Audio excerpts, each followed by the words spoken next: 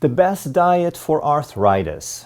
Is it high carb, low carb, high fat, low fat? Is it keto? Is it vegan? Is it junk food? Is it DASH or Mediterranean? Well, we're going to talk about the principles so that you can sort it out all for yourself. Coming right up.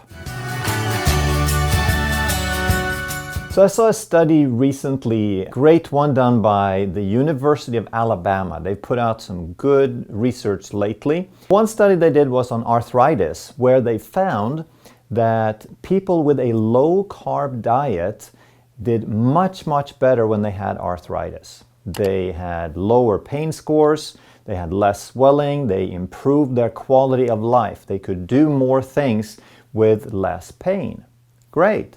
So let's just talk a little bit about arthritis and then we'll go from there. So there's two types of arthritis most people think about, and one is called OA or osteoarthritis, and the other one is called RA and rheumatoid arthritis. And traditionally, the RA is considered inflammatory and the OA is considered non-inflammatory. This is not correct. Even though the RA is more inflammatory, there is still inflammation in the osteoarthritis. But in RA, they also have what's called a rheumatoid factor, which is strongly inflammatory, and it's indicative of an autoimmune disease. So your own body's immune system attacks the joint itself. I just want to mention them to contrast, but we're going to talk about osteoarthritis today, which is considered a mechanical problem, but it has an inflammatory component to it, which is very important to understand.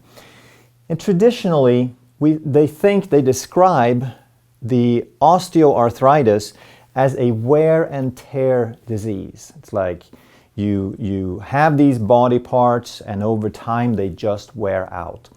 And this is a very, very limited, kind of backwards concept. And this really confuses us when we try to understand how the body works.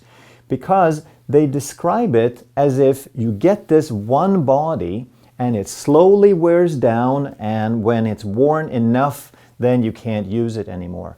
That is just not how it works. There is a constant balance between breakdown and repair. Breakdown, repair. So when it wears down faster than your body can repair it, then it looks like wear and tear. But it forgets that part about repair, that your body is supposed to heal. So the osteoarthritis, any kind of thing that they call a wear and tear disease, is not primarily a wear and tear problem. It is primarily a repair problem. There is something that is not allowing the body to repair. So they, like everything else in the allopathic world, in the mainstream view of things, they consider every degenerative disease irreversible, because in their world it only goes in one direction, because they forgot that the body is supposed to repair, and they don't have the tools to do anything about it. So when they did this study, not this study, I looked at another study actually where they said, and this was on mice, so I don't take them very seriously, but it's a good curiosity, and they found that the worst culprit in the degeneration of joints in mice was sugar and carbohydrates. And one of the researchers explained that, wow, we always thought it was just a mechanical problem, but now we have to rethink this. It seems like diet actually has something to do with it. So again, we're making some progress when people are realizing that it is a diet can have a huge influence. But the wear and tear, why does that happen? What are the factors that create wear and tear? So one that we look at as a chiropractor is poor mechanics, that the joint can only be as stable and as balanced and as mobile and controlled as the muscles controlling the joint. And the muscles can only control it to the degree that the brain understands it. So we have to have good feedback. We have to have good signals coming into the brain, processing and going out from the brain. then of course the muscles have to be strong enough, which is usually never really a problem. It's more of a signal issue. So if we have poor mechanics, now we have uneven weight bearing on that joint. So if your knees start buckling inwards, now you're going to wear more on the outside of the joint. And the other side is if they start going bow-legged, now you're going to gap the joint on the outside and wear more on the inside. So poor mechanics will wear, it's like you have a pair of shoes where you're walking crooked, you're going to wear one heel, the side of the heel faster. So that's what poor mechanics does. It wears the cartilage much, much faster. And then inflammation is going to speed up the process. It's going to create a swelling and a poor environment. Acute inflammation is necessary for healing, but chronic inflammation interferes with healing. It can't complete the process. Of course, the body needs proper nutrition. It needs building blocks. It needs replacement parts. So if we eat junk food and there's hardly anything that the body can use, obviously it's not going to be able to repair it.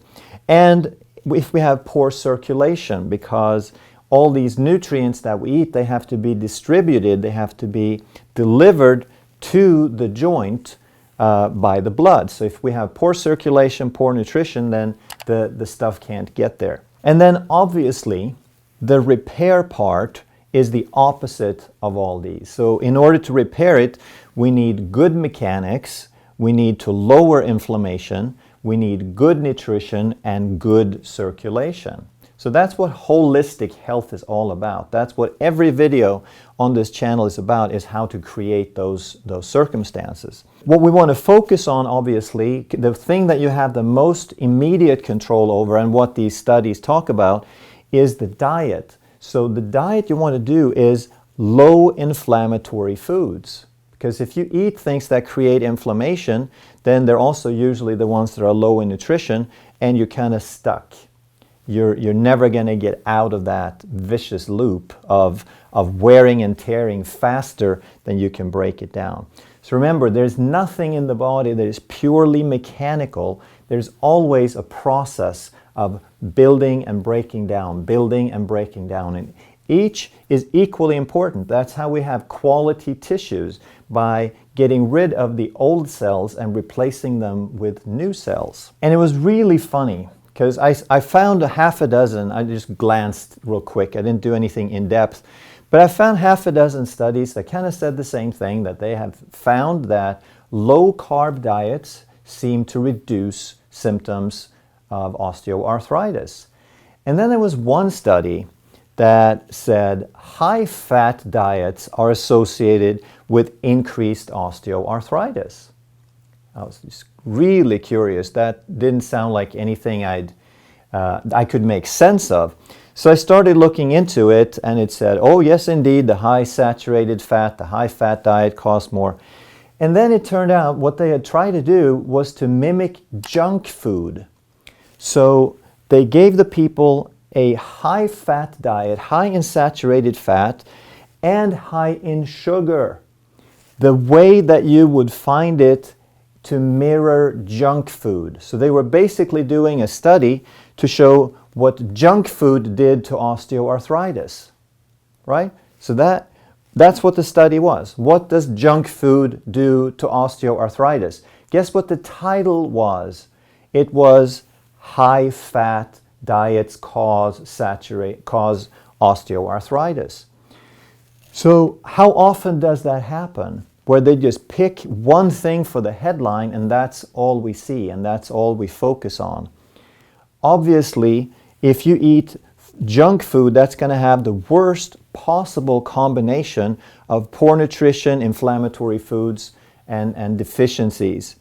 So again, be careful. I just had to laugh about that one. So what is the best diet? And we don't want to put a name on it necessarily. We just want to talk about what are the principles. How do you reduce the bad stuff and increase the good stuff? So first of all, you want to lower the sugar. The sugar is just evil in the processed sugar is evil in every form. In fruits and berries, you could have a little bit here and there. but don't do too much if you're trying to reduce insulin resistance or something like that.